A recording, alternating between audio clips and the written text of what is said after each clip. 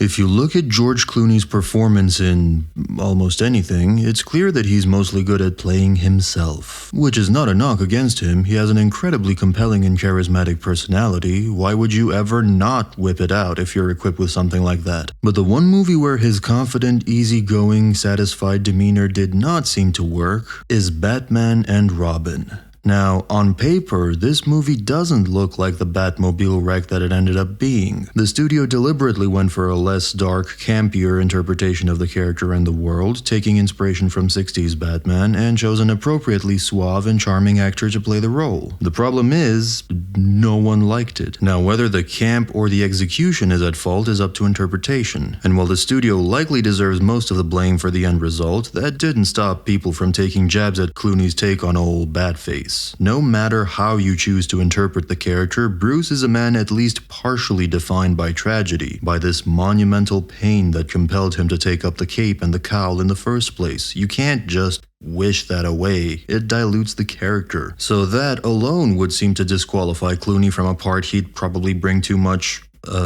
contentment to. And that mismatch is fully expressed in his portrayal in Batman and Robin. He was just too well put together, too self-assured, content, casual, satisfied, smug, not really that driven or compelled by anything in particular. In one word, too Clooney. However, it's not that he played Batman wrong, it's that he played the wrong Batman. A Batman that's still in his prime and trying to earn the allegiance of his first Robin and face down some A-list villains?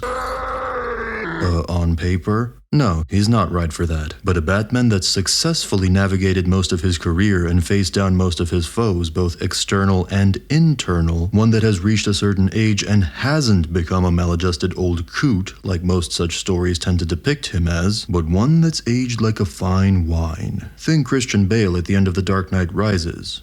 Spoilers. Thus, he could act like a mentor figure to a younger Batman. Oh, and even though I'm open to the idea, I'm not necessarily suggesting we should go full Batman Beyond here, because that Bruce Wayne isn't necessarily the well-adjusted individual I was talking about. I think Ben Affleck would actually be a better pick for that in about 15 years or so. Would be a glorious return to the character for him. But no, this is a Wayne who's been through it all. He's fought, he's loved, he's lost, he's seen it all, and has actually learned life's most important lessons from it. Learned to let go of his parents, learn to forgive himself, and to trust his city to fix itself, whether that's with or without his help. He hasn't given up.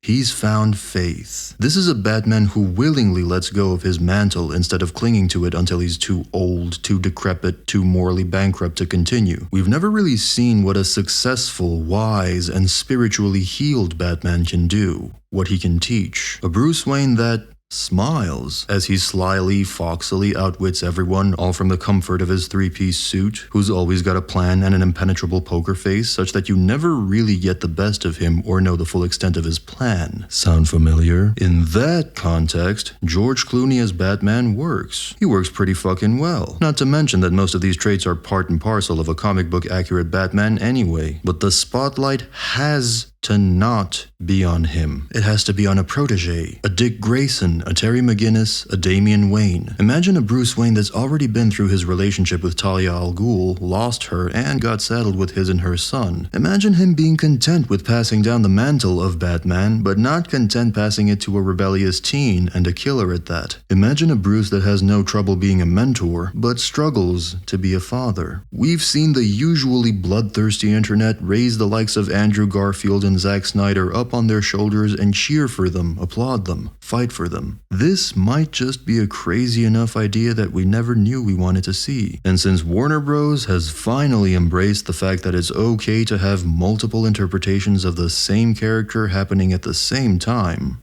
they might just be crazy enough to try it.